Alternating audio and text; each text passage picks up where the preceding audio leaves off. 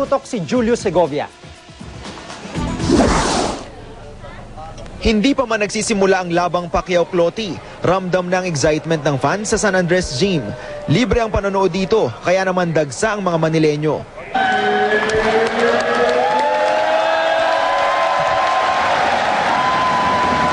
Mas tumindi ang hiyawan nang magsimula ng boxing.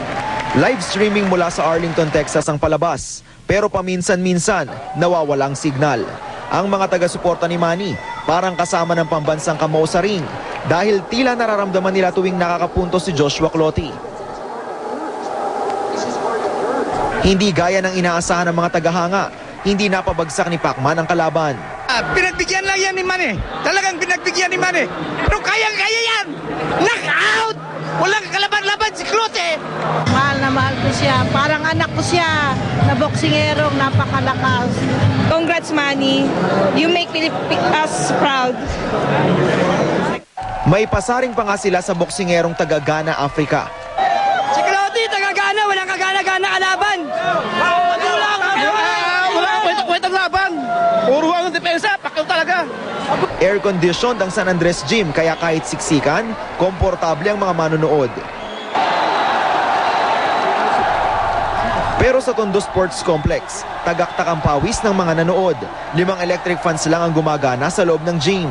Dahil marami ang inaasahang manonood, tinadtad ng campaign posters ng ilang kandidato ang mga venue ng live screening ng laban. Nanood din ang ilang lokal na opisyal ng lungsod. Adopted sanang lungsod ng Maynila si Manny Pacquiao, kaya naman di raw matatawaran ng suporta at pagmamahal ng mga Manileño sa pambansang kamao. Julio Segovia, Nakatutok, 24 Oras. Dismayado ang ilang taga-Tayuman sa Maynila dahil hindi nila naumpisahan ang labang Pacquiao-Clottey. Nawalan kasi ng kuryente sa kanilang lugar bago magtanghali. Nakatutok doon live si Lia Manyala.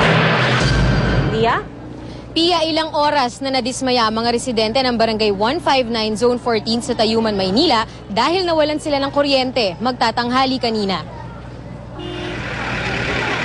Dismayado ang mga residente dahil di nila naumpisahan ang laban ni Manny Pacquiao. Kaya naghanap na lang sila ng paraan para mapanood ang laban. Nagagila pa kami ng kuryente doon sa kabila. Doon kami kumuha ng kuryente para makapanood lang sila. Maglalaro na si Pacquiao saka nawala yung kuryente. Sabi ng Meralco, nagkaproblema ang isang poste ng kuryente rito. Medyo yung isang namin, head guy namin na sumusuport dun sa poste, naputol at kaya siya nagdikit-dikit dun sa kabilang pasi niya.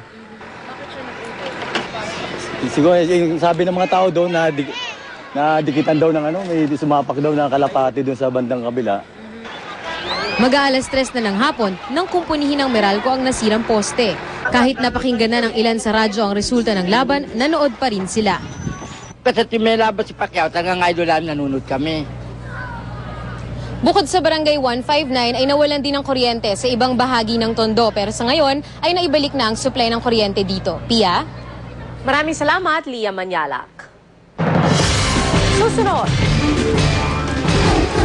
Pinoy boxer Eden Sonsona tinalo ang kalabang Colombian sa undercard fight sa the-event. TV host Grace Lee na aksidente sa Korea. At pagkanta ng pambansang awit ni Arnel Pineda, pasado kaya sa National Historical Institute. Tutukan lahat ng yan dito sa 24 Oras.